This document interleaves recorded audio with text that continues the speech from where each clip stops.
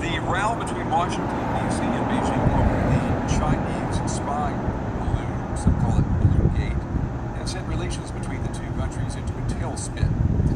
The balloon spent 5 days crossing the United States before it was shot down off the coast of South Carolina near Myrtle Beach by a U.S. Air Force jet. Now, ahead of the balloon incident, China had been attempting to improve ties with the U.S. The U.S. Navy has retrieved some of the wreckage of the balloon from the ocean off the coast of South Carolina. Beijing says, however, it wants its balloon back. But Washington says it plans to have it examined by the Secret Service. And predictably, the row between Washington and Beijing over the balloon has spilled over into domestic politics in the U.S. Capitol tonight. I applaud President Biden for his leadership. I applaud that he listened to the military and national security experts. And I think as we go forward in time, everyone's going to see what he did was the right thing. We hope our Republican colleagues will avoid the politics. A balloon flies over the United States collecting data over every military base in America, and the president just sits by. Says he gave the order on Wednesday to shoot it down, but it didn't get shot down on Saturday. Did he send it through mail service? I'm joined now by Kelly Grieco. She's a senior fellow at the Stimson Center think tank, where she's an expert on U.S. foreign and defense policy. It's good to have you on the program. So let me get your grade on relations between the U.S. and China now post shooting down of this balloon. Yes, well, thank you for having me. This is certainly a very unfortunate incident, particularly the timing as it happened right before Secretary Blinken was to travel to Beijing for discussions that would hopefully help to calm down sort of spiraling tensions between the United States and China. That's obviously not happening now. The trip's been canceled. And I think there's a real danger that this incident will crystallize for many people the threat that China poses, and will use this event as sort of another reason to sort of adopt a much more hawkish approach. Yeah, Senator Schumer says that President Biden is looking at other actions that he can take after shooting down this balloon. I mean, what would those actions be? Yeah, it's hard to imagine what they would be, quite frankly. I would imagine they're probably not military actions as much as they might be some kind of, financial or economic sanctions or something of that type. I think the real danger here is overreaction. Of course, what China did is outrageous, and clearly the United States needed to respond, and I think shooting the balloon down was the appropriate thing to do.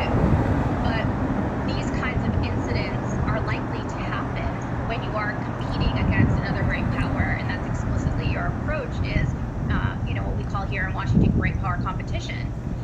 Early in the Cold War, we saw these kinds of incidents happen. For example, the U-2 plane that was shot down over the Soviet Union. And one of the dangers, I think, for U.S.-China relations today is that we're in an early period in the relationship in terms of competition, and that we don't really have a lot of rules of the road and the kinds of communication between the capitals to help to really stabilize relations. Yeah, do we need something like a hotline between Beijing and Washington? And I know this it's not really comparable to the Soviet Union and the U.S. Because we're talking about the world's two largest economies now that are intertwined with each other. At the same time, they're two military powers that appear to be headed towards a possible conflict. Yes, I think that's absolutely the case. We need better communications, more regular communications, and I think we also need what is called confidence building measures. Some type of high-level discussions where we actually talk about the things that we are going to consider appropriate military activities and those that are not, and what kind of limits to place. Sort of things that we would both mutually agree would be things that we don't want either party to do, just to try to stabilize this, because there is a real danger that either an accident or some kind of inadvertent escalation like this lead to a really serious crisis and spiral very quickly out of control. In terms of China's motivation for sending a balloon over the United States, why would it do that?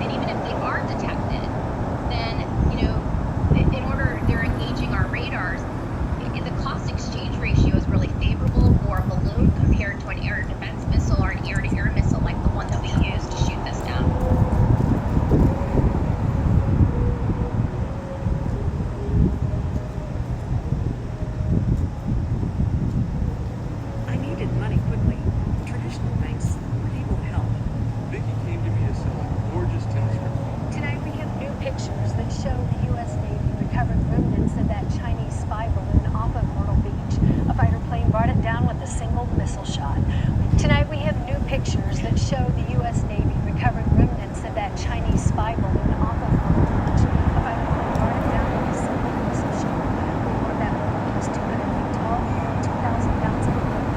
Then a rebuild extends about 7 nautical miles. Anyone who comes across any pieces or parts approach not to touch will take it. We just saw that when the jet went by, all of a sudden it just was a pop balloon and it started coming down. I heard a sonic boom. The Coast Guard has set up a security zone around the crash site. It's pretty big. It's about 15 football fields.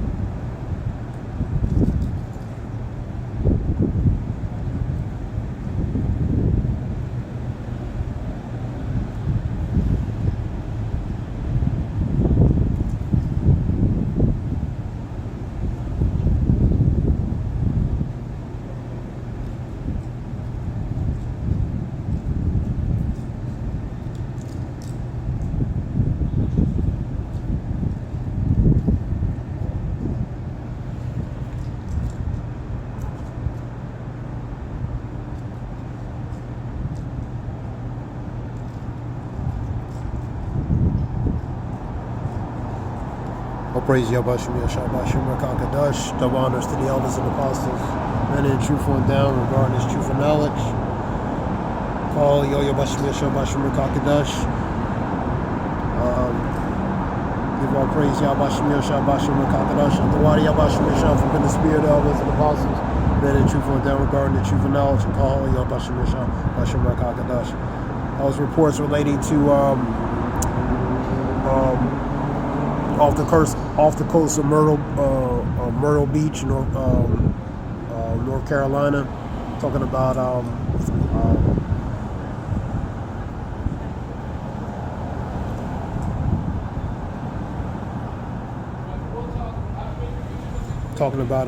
the Chinese recovery parts relating to the China spy ball.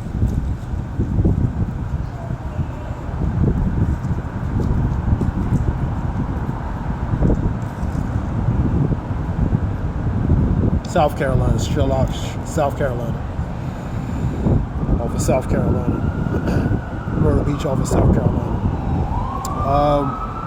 So pretty much the recovery parts relating to the China ball, off that area. China was also requesting relating to that, and the U.S. denied that. There's a video relating to DW, which is German news, Deutsch. It's gonna be quick.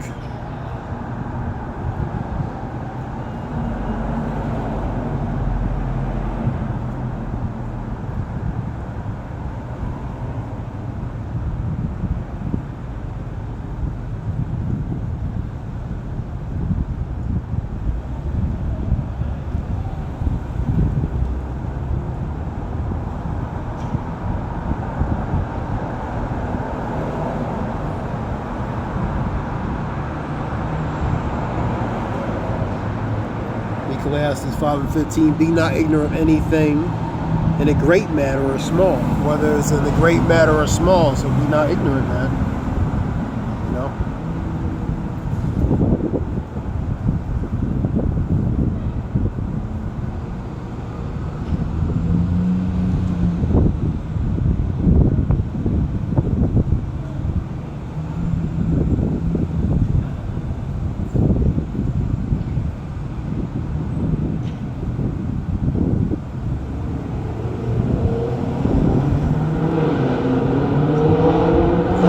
Not ignorant of anything great or small. The word ignorant means pretty much lacking knowledge, awareness, and in general uneducated or unsophisticated. So lacking the knowledge or unawareness of certain matters, man.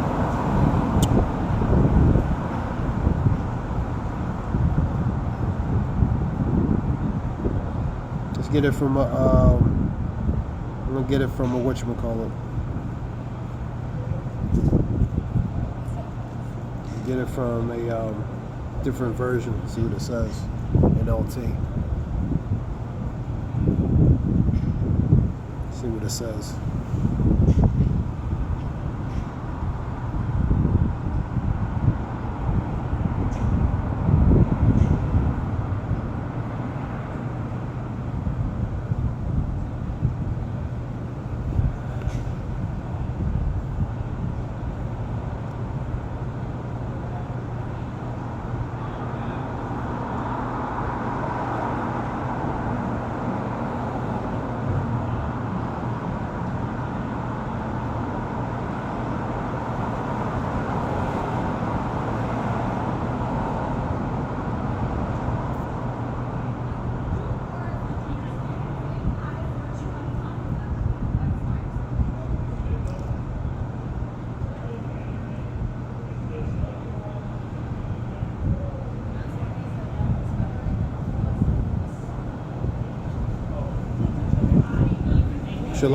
Let me just find out variation.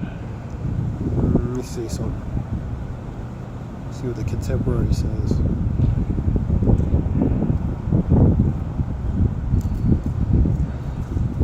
Yeah, same thing pretty much. Don't be ignorant in a matter large or small. So don't be ignorant. You know. I'll see if it's something different.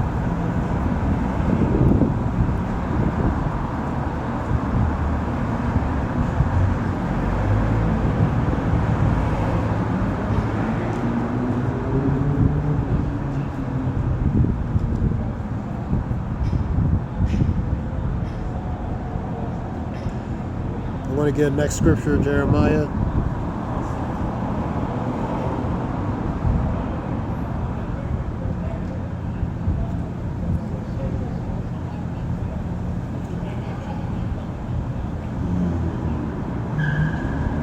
Jeremiah 51:7. Babylon had been the golden cup in the Lord's hand that made all the earth drunken. So that wine is part of that cup, man. That's in that cup. But, and they drunk off the wine, and what? They became drunk, intoxicated from it, man. Let's read it again. Babylon have been a golden cup in the Lord's hand that made all the earth drunken. So she relating to that philosophy. That wine is what? The philosophy, the ideologies, pretty much the customs of the Western way, man.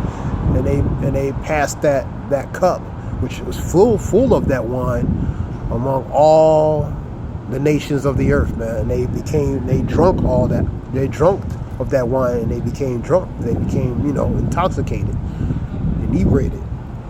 So let's continue. The nations have drunken of her wine. Therefore, the nations are mad. So the nations are mad, man.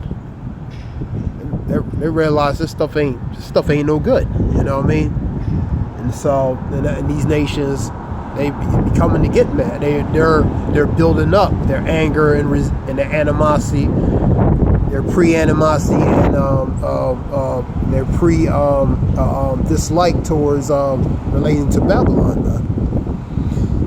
So Babylon had been the golden cup in the Lord's hand and had made all the earth drunken. The nations have drunken of her wine, therefore the nations are mad. So they mad, man. They didn't want to drink the stuff anyway, but because they are forced, because Babylon is what? The hammer of the earth, man.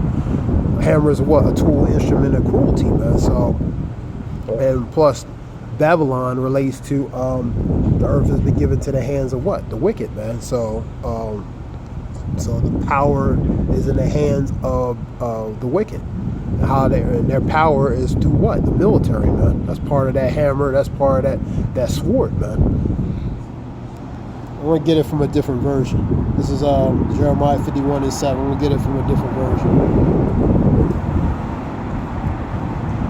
So the nations are precursively are beginning to get tired of certain matters, man, relating to Babylon. So don't be ignorant of anything great or small, man. Relating to the true relations, related to globally, relating to these nations, how they feel about Babylon and everything, because all of it, at the end of the day, all of it is one big, optical game, man. And what that means is, man, it's all for show, man. All right, let's get that again. Jeremiah 51:7.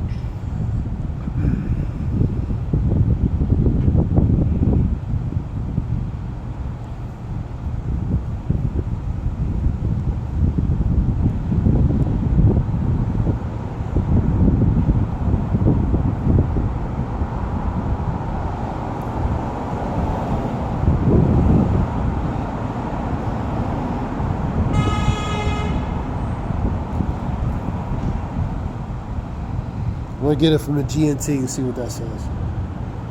I don't want to make this too long. 7.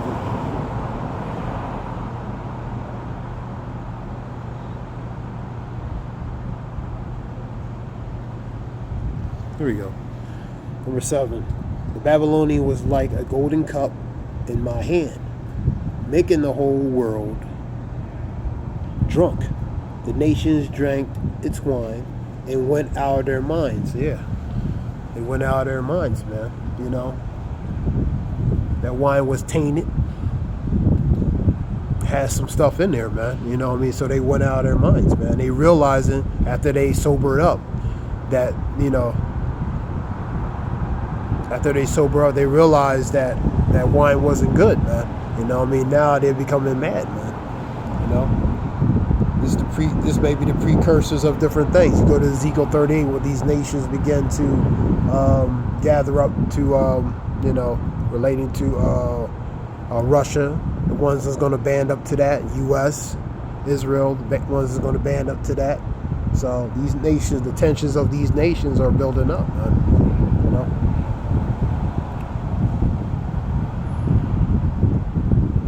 I'll continue reading. Start at 7 again. Babylonian was like a golden cup in the hand, making the whole world drink. Drink what? That Western philosophy. That's why you see the countries copying and mimicking the ways of the West. Part of that's through the wine, the Western philosophy. The nations drank its wine and went out of their minds. So they out of their minds, man. Babylon has suddenly fallen and is destroyed. Mourn over it. Get medicine for his wound, which is a palm ointment, and maybe it can be healed.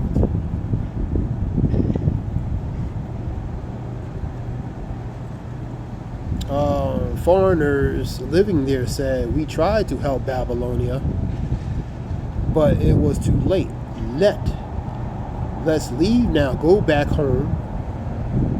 God has punished Babylonia with all his might and has destroyed it completely. So all these people are going to depart from Babylon, which is America, man. So you seeing people go back to their respected homes, man, because they, because they follow the ways of the West. Thought it was a better idea, better way of living, and actually it wasn't what they thought it was. So they going back, man. And they're seeing, relating to the end of things, relating to the hegemony, which is that sovereignty of power, man, is beginning to crack, man. That pomp, that the splendid display is beginning to break, man. It's beginning to deteriorate, as Scripture says, Isaiah. So you seeing that, man. People seeing that. That's why they're going to go back to their homes, because they're seeing the precursors of the deterioration, even destruction of Babylon, man. And that being said, this is just something short. I ain't want to make it too long. Relating to that recovery, China asking access to, or once relating to the parts relating to that spy balloon, and U.S. pretty much denied them. So that's what these videos are. Hope it helps in some way. Give all praise, Yahweh Shem, Yahshua B'Shem, Kakadash, Zayah Wolf, Shalom. Hope it helps.